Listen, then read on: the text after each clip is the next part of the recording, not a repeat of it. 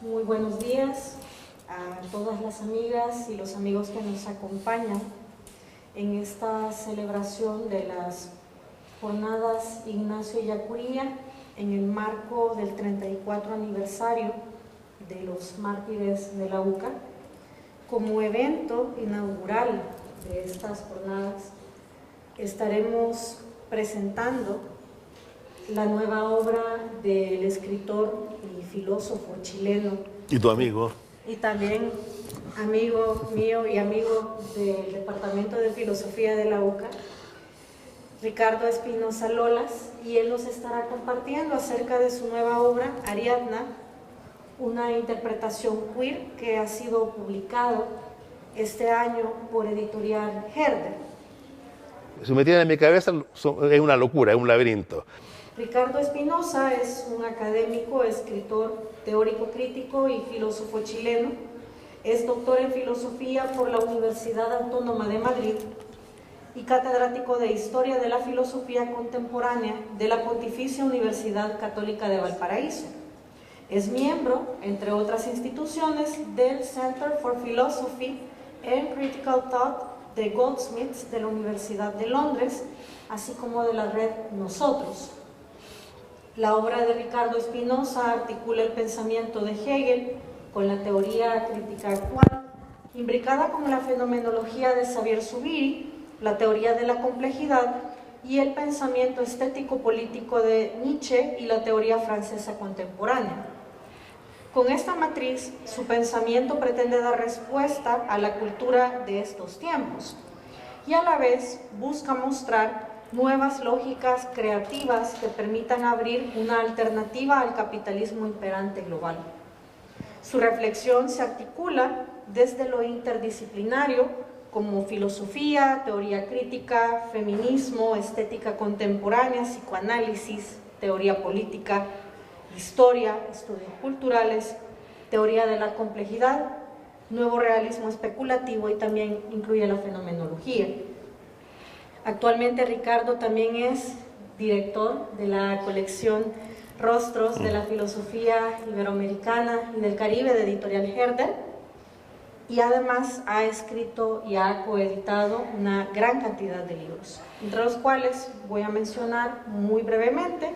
Tenemos Hegel y las nuevas lógicas del Estado, publicado en 2016, Capitalismo y Empresa hacia una revolución del nosotros, de 2018, Zizek Reloaded, Políticas de lo Radical, de 2018, Nosotros, Manual para disolver el capitalismo, de 2019, Hegel hoy, de 2020, 30 conceptos para disolver las medidas político-sanitarias en la pandemia, publicado en 2021, y este año tenemos Ariadna, una interpretación queer, Sade, Reloaded, publicado también por Routledge en este año, y tenemos también sus obras traducidas al francés y al italiano, Liberón Sade y Nosotros, Manuale per dissolvere il capitalismo. Perfecto. Así que vemos que Ricardo tiene una amplísima trayectoria y pues es un gusto que esté aquí acompañándonos.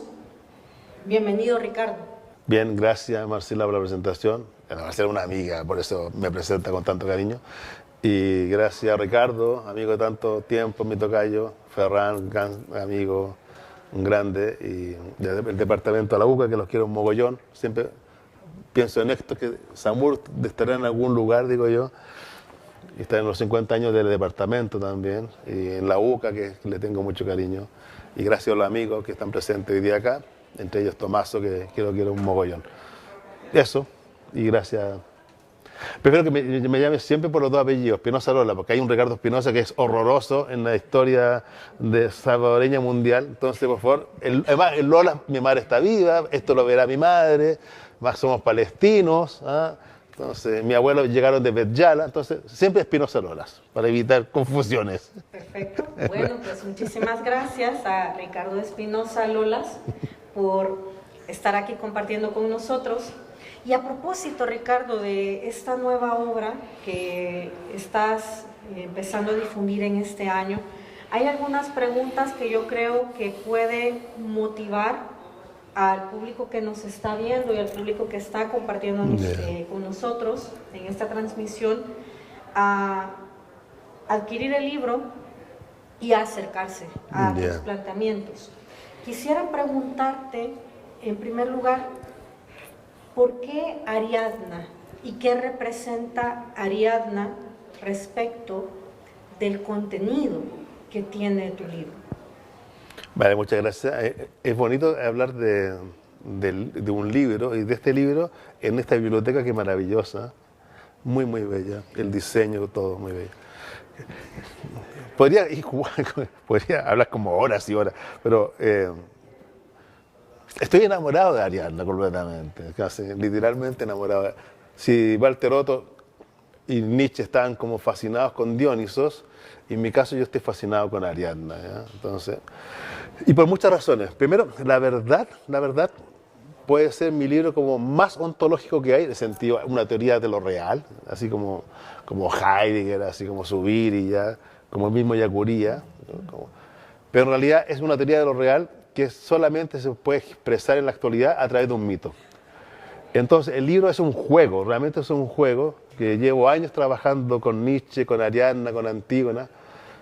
Es parte de una trilogía, Ariadna, ahora terminé Antígona, lo estoy corrigiendo acá en la residencia de los jesuitas, y después viene Luz Salomé. Es una trilogía de lo femenino, y en esta trilogía lo que hay es mi teoría de lo real, ¿ya? Dicho como un filósofo clásico, pero en el debate contemporáneo con los amigos. Entonces es un libro que está hecho contra el realismo especulativo que está con Badiou, con Slavoj Žižek, y que tiene sus secuaces, que Graham Harman en Estados Unidos, Quentin Millazou en Francia, Alberto Toscano en Inglaterra, que somos amigos, incluso más como Gabriel, que también en Alemania. Hay una gran teoría actualmente en el mundo, fuertísima, de realismos especulativos, también está el nuevo realismo, muy fuerte en el mundo, también en el mundo italiano, con Maurizio Ferrari, pero Ferrari trabaja con Graham Harman, con Quentin Millazou, con Marco Gabriel, o sea, está muy fuerte la filosofía contemporánea represando realismo.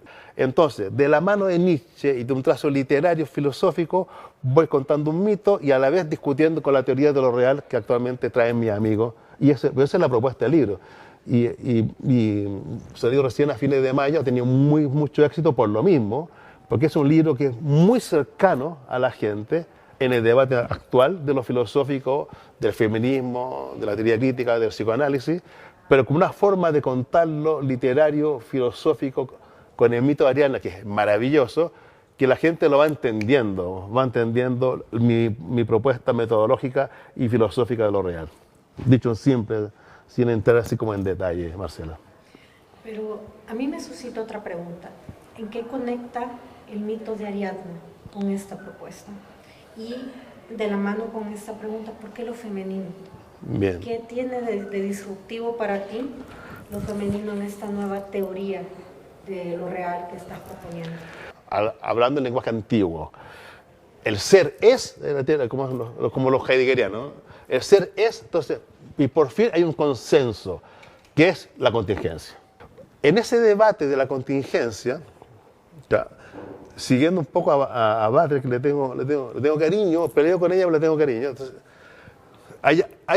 la Butler tiene un debate espectacular con Laclau y con Slavoj Žižek, hace muchos años atrás, como 20 años atrás. Ellos son muy amigos, y sobre todo Žižek con Butler son muy amigos, y los dos son hegelianos, y el debate era muy interesante. ¿Cuál es el problema? Entonces, Butler nos muestra algo que lo tiene la Catherine Malabou, lo tiene Alain Cazupán, que la Bárbara Casán, las grandes filósofas como actuales, y otras filósofas que son geniales. Entonces, y te muestra como lo femenino, por antonomasia. Entonces, lo interesante, ¿y por qué Ariadna? Entonces, y aquí viene el juego. Por dos cosas que dije al comienzo. Porque creo, siguiendo a Nietzsche y siguiendo a Sarah Kaufman, y a grandes pensadores literatos, pienso que los mitos te permiten realmente entender lo humano en medio de lo real ahora, los mitos, en general los mitos. Con el mito de Ariadna, que está cubierto por el mito dionisiaco, lo explícito a nivel griego, a nivel romano y a nivel moderno, lo explícito absolutamente, toda la riqueza que está en el mito de Ariadna, que mueve el mito dionisiaco. A Dioniso le haga un mansplaining, que se quede callado Dionisos ahora, que aparezca Ariadna, y Ariadna me permite, en el debate feminista, psicoanalista y teoría-crítico, discutir lo humano en la actualidad. Y eso es el juego del texto. Entonces, Ariadna tiene una riqueza enorme en su mitología, enorme, que lo podríamos conversar después, que me permite conversar con Butler y mostrar que hay otras formas de entender el feminismo, otras formas de entender el psicoanálisis, otras formas de entender la teoría crítica, contra los eslovenos de Zizek, contra los lacanianos y milleristas o winnicottianos anglosajones y con cierta teoría feminista. Ariadna me permite discutir lo humano, un humano femenino que es más allá que la mujer y el hombre, una feminidad constitutiva que no es esencialista, que no es identitaria, que es más interseccional y que nos permite construir comunidades políticas de otra forma. Esa es un poco la idea de la Ariadna. En esta línea, ya que has establecido la conexión entre el mito de Ariadna, lo femenino, está también el subtexto, que un poco yo sé que lo has mencionado, sí, sí. El subtítulo del libro, y es una interpretación queer. ¿Qué es lo queer y por qué una interpretación queer a partir de Ariadna? En nosotros es una gran categoría conceptual, como de lo mejor del hegelianismo mío actualizado para entender lo humano en medio de lo político en su carácter absolutamente diferencial. Migrantes, pueblos aborígenes, diversidades sexuales, los pobres. Entonces, todo el trabajo de Yacuría del pobre, pero ya radicalizado en todas las diferencias y construyendo una comunidad hoy, ¿ya? Con todo el dolor que eso significa. Bueno, y ese trabajo de nosotros, ya en pandemia, yo siempre tenía una fuerte nietzscheanismo en mi vida. En la pandemia aparece el miedo al otro. Somos animales finitos que nos estamos infectando, que nos estamos muriendo. Entonces llega ahí y el capitalismo muta, se pone más poderoso. En ese debate, que yo estoy una vez más conectado con Gilles, con Nancy, después Nancy se murió, la esposa de Espósito de un amigo se suicida. Entonces, todos los filósofos, como todos los humanos, asustados, enfermos. Yo me contagié antes de la vacuna, yo estaba hecho trizas contagiado en Barcelona, con una pareja contagiada horrible, así, ¿no? Entonces, en esa precariedad, en nosotros se puede caer más material, y empieza a aparecer algo constitutivo, que es la finitud, que es la materialidad. Esa materialidad que nos causa miedo, esa materialidad que nos dice somos animales finitos, esa materialidad que nos causa una traición, que nos neurotiza, que nos dice, oye, el capitalismo nos salva, la banca nos salva, la derecha nos salva, Milei nos salva, Meloni nos salva, Vox nos salva, cualquier cosa nos va a salvar. Esa traición con nosotros mismos y con el otro, en ese momento mi nosotros se articula en la finitud, en la materialidad, y yo veo una perforación de lo humano. Y esa perforación yo le llamo la distancia que nos mueve.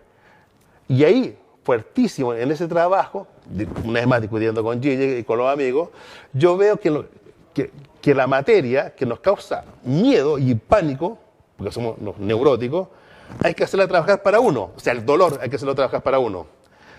La finitud hay que hacerlo trabajar para uno. La materialidad hay que hacerla trabajar para uno. Eso que nos enfermamos, el lamento, el lenguaje de los mitos, hay que hacerlo trabajar para el baile. Y empieza a aparecer la figura de Dionisos, la figura de Ariadna, después, y empieza a aparecer una tremenda finitud constitutiva que no se puede agarrar.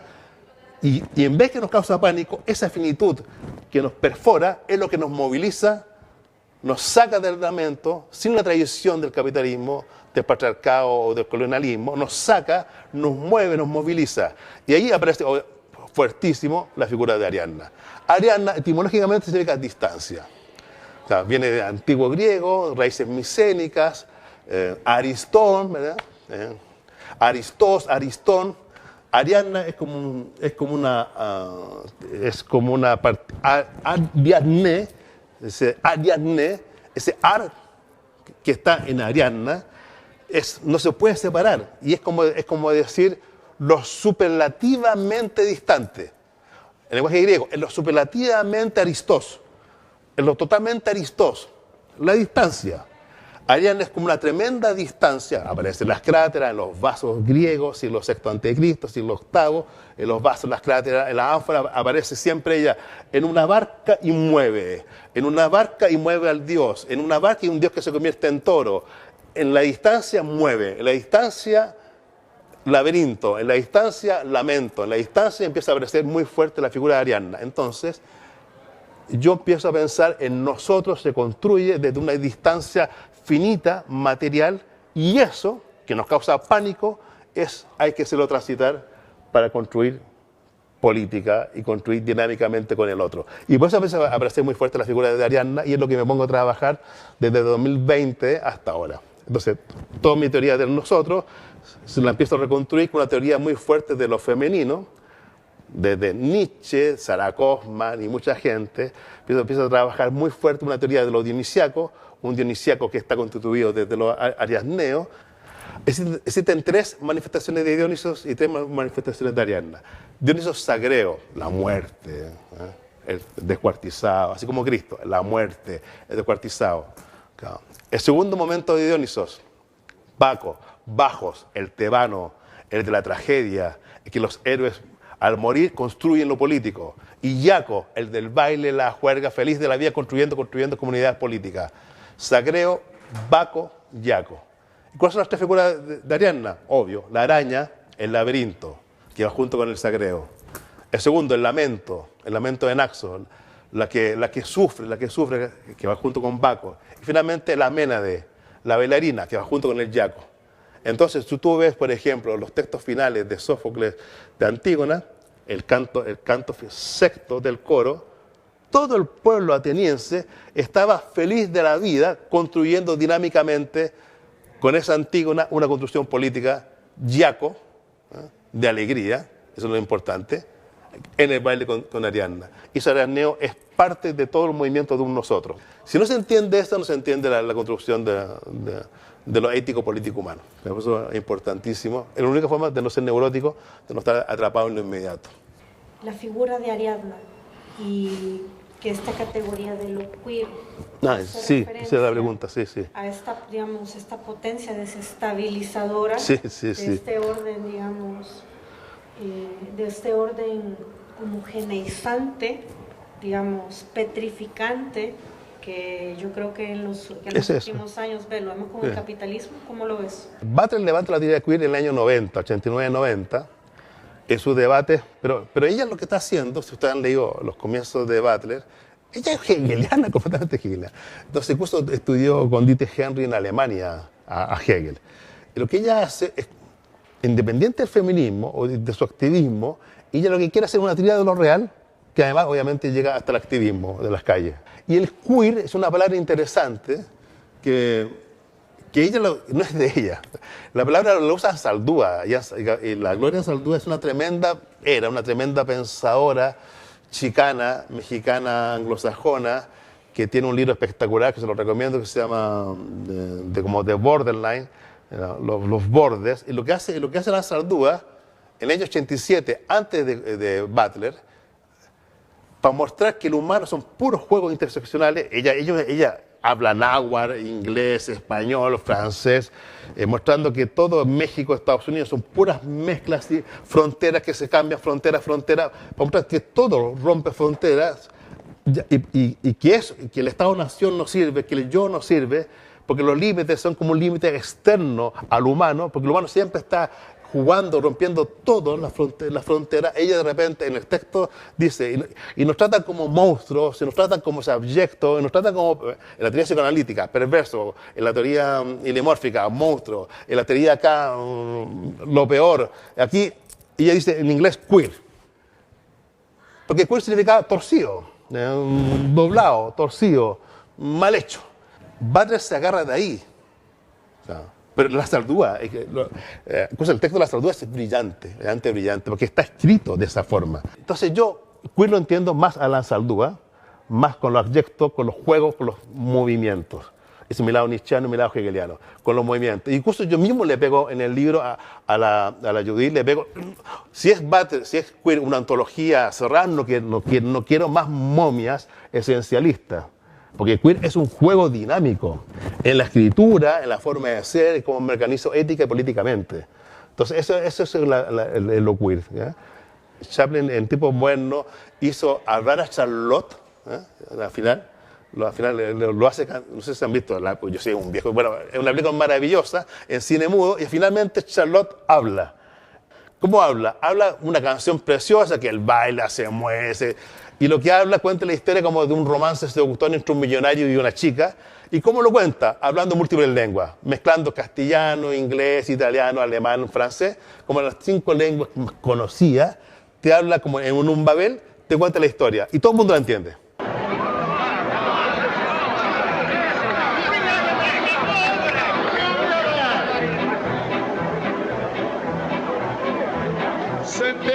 Tu sedore, je notre soccafore, je notre citavore, je la tu la ti la toi.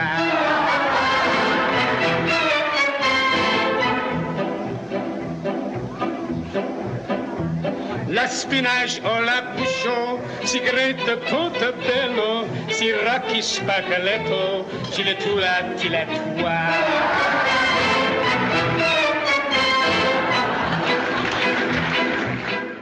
Entonces, ese fue el gran gesto performativo de Chaplin Charlotte en el cine, que es una maravilla. Entonces, el juego del libro mío, de lo que quiero conversar con usted, es performativo, es que Arianna hable. Entonces, al final, ahora estoy en Italia con unos amigos tratando de armar un corto con Arianna. Entonces, el libro va a tener un corto, en La Puglia, en Polignano a Mar, un pequeñito país, un pueblo pequeñito del sur de Italia. Ahí vamos a hacer un corto sobre Arianna. Estamos haciendo ahora... transcribiendo unos poemas de Arianna en catalán, en italiano, francés, en alemán, en distintas lenguas, y que Arianna hable. Entonces, distintas mujeres en el sentido de diversidad sexual, o lo femenino, distintas expresiones de lo femenino van a ponerle voz también a los poemas de Arianna. Entonces, mi idea es que Arianna empiece a expresarse por sí misma y distintos modos humanos puedan expresar y sentirse parte de este movimiento constitutivos de unos con otros. Sin darnos el contenido en cuanto tal, a nivel de la estructura capitular de tu libro, ¿en qué aspectos te detienes o cuáles consideras que son como los más fundamentales? ¿Qué hago yo en mi Antígona? Oye, Antígona es de Sófocles y es griega, absolutamente dionisiaca. Y voy desmantelando toda esta interpretación y empiezo a mostrar lo dionisíaco que está en Antígona. Y ahí aparece una tremenda Antígona para estos tiempos, que conversa con Arianna. Y La Luz Salomé, que es el libro que es de 2025, se llama Lu, a La Luz Salomé le decían Lu, una interpretación psicoanalítica. ¿Y qué hago con Lu? Con la gran Luz Salomé, y es entender lo femenino en la propia piel. Y voy a mostrar ahí cómo se puede entender lo femenino en la propia piel, no una histeria que se niega, no una histeria como Freud, que la quiere eliminar, sino como productiva y constructora de lo político. Entonces yo quiero una Wissenschaft der Erfahrung des Bewusstseins, una ciencia de la experiencia de la conciencia, que el lector y conmigo vaya peleando, discutiendo, enojándose. Si no genera una experiencia de lectura, el texto es externo, es por fuera y no genera transformación alguna. Lo que me han dicho mis amigos psicoanalistas es que mis textos son como clínicos. Molesta a la gente, lo enfrenta al otro, y si no te vas sanando de tu neurosis, el texto no funciona. Yo no quiero textos objetivos como paper indexado en cuartil 1. No quiero eso. Entonces, yo quiero textos que son dinamita, performativos, que generan transformación y de cierta forma sana al lector. Eso es un poco el juego que tienen los textos. Así es como estoy escribiendo. En una época donde el neoliberalismo tiene esa capacidad de apropiarse y de petrificar este tipo de fuerzas liberadoras, ¿cuál consideras vos que es la misión que tiene la filosofía, pero también cuál es el reto propio de lo humano? Son preguntas para tesis doctorales, así como, no sé si me quiere o me odia, no sé cómo. Las preguntas son, pero bombazo las preguntas, así como, ya, sí. Hay tres grandes que Lukács, G. Debord y Slavoj Žižek, ¿ya? Que ya nadie lee Lukács, nadie lo lee, a G. Debord ya pasó. Lukács nos muestra, que era un gran hegeliano, nos muestra que el capitalismo lo que hace es cosificar, te cosifica, pero cosifica todo, te cosifica, y es una cosificación, en el sentido, te lo reifica, esto, y al final lo vuelve una mercancía que se transa, y se transa en un mundo mercado y para acumular. Entonces al final el capitalismo dice, qué entretenido lo que hizo el feminismo, mira lo entretenido la lotería queer, mira qué entretenido los Che Guevara, mira Marilyn Monroe, vamos Jim, vamos, genial. Entonces, mira, otra catástrofe más, qué bien, ahora el COVID-19, listo, lo cosificamos, creamos en el mundo mercado, eso se transa, se genera y se capitaliza, y empieza a funcionar. Entonces, la gran enseñanza de Lukács es la cosificación. G. Debord en los 60, como buen situacionista, nos muestra así, pero la cosificación funciona en un show, en un espectáculo. Toda cosificación se cosifica en un espectáculo. Si no hay espectáculo posible, y por eso Bolsonaro gana con los WhatsApp, otros se mueven en las redes sociales. La inteligencia artificial ChatGPT funciona con distintos niveles, a nivel de las redes sociales, a niveles de la más media, para construir subjetividades políticas. Entonces, todos los territorios están en disputa, en la televisión están en disputa, los matinales están en disputa, TikTok, Facebook, Twitter, ChatGPT, están todo, porque Hegel, una vez más Hegel. Todas las estructuras de mediación son los que te permiten que la cosificación opere. Y Slavoj Žižek, que es un canalla, le da una vuelta de tuerca finalmente a la cosificación, al espectáculo. Y dice, ¿por qué no llamamos esto ideología? O sea, y la ideología sería una construcción que, contra Kant, contra Marx y siguiendo a Lacan, pareciera que la ideología lo que te dice que esa cosificación en el espectáculo funciona porque tú estás subjetivado en un ámbito corporal, emocional, en un diván capitalista. Entonces no se trata de argumentaciones, de racionalidades, señores marxistas, que todo pueda dar 20.000 argumentos muy buenos, coherentes, inteligentísimos. Y la gente dice, sí, vota por Milei. Sí, todo vota por Meloni. Es una cosa increíble. Hoy Meloni está usando el mismo discurso que el Duce. Hoy, ¿verdad? Qué increíble, vota por Meloni. Y entonces todos esos juegos te dicen que pareciera que la ideología no es una construcción externa, no es un problema de conocimiento, porque yo no sé, entonces, como si Marx pensara, es como yo no sé, por eso lo hago. Entonces tú no puedes salir de lo ideológico a través de argumentaciones de los grandes intelectuales por el mundo, porque a nadie le importa, o al menos te van a decir, sí, verdad, claro, yo voto por... ¿Por qué? Porque entonces Žižek trae que la ideología es una construcción constitutiva, que no existe el plano de verdad y apariencia. Lo que existe es apariencia, fantasía, y la fantasía nos construye en el diván del show y del espectáculo. Por eso digo, Žižek es tan fuerte con su trabajo del año 89, 1989. Es muy fuerte, y Žižek se ha mantenido hasta ahí, hasta ahora. Yo creo que la cosa es más compleja ahora, pero entonces, como la cosa funciona de esa forma, a tu pregunta súper complicadísima, yo creo que un nuevo intelectual, filósofo, un literato, un político, debe saber primero una cierta coherencia de vida, que es fundamental, una cierta coherencia de vida. Saber que todos los territorios están en disputa, saber que la cosificación, el espectáculo y la ideología son constitutivas de esta apariencia fantasmal que nos constituye. Saber que no hay nada detrás de la apariencia fantasmal, y la apariencia fantasmal tenemos que navegar. Entonces, en ese navegar, en la apariencia fantasmal, yo creo que lo único que nos salva es un otro, nosotros, distancia y mediación son como mis tres conceptos filosóficos. Para construir un nosotros viable, solamente tiene que una cierta distancia, porque si estamos atrapados en la inmediatez, no vamos a construir nosotros. Y esa distancia se genera formas de mediación. Yo mismo, por mí mismo, no soy nada. La subjetividad está construida por el Estado-Nación y vamos a ser pura tradición neurótica. Con el otro, y por eso es importante, yo postulo amar, desde lo corporal, besar, tocar, sexualidades, cariño, afectos, comida, corporalidades, estructuras físicas de construcción en estas construcciones físicas de uno con otro, el carácter físico del uno con el otro, la única forma posible, asumiendo dolor, asumiendo la cosificación, el espectáculo y ideología, que uno puede ir construyendo ciertos nichos comunitarios diferenciales que igual se van a cosificar, igual van a estar en el espectáculo, van a estar en el fantasma, en el buque fantasma ideológico, pero con el otro y con múltiples otros nos vamos corrigiendo y asumiendo el dolor y podemos ir construyendo unas políticas más comunitarias y diferenciales.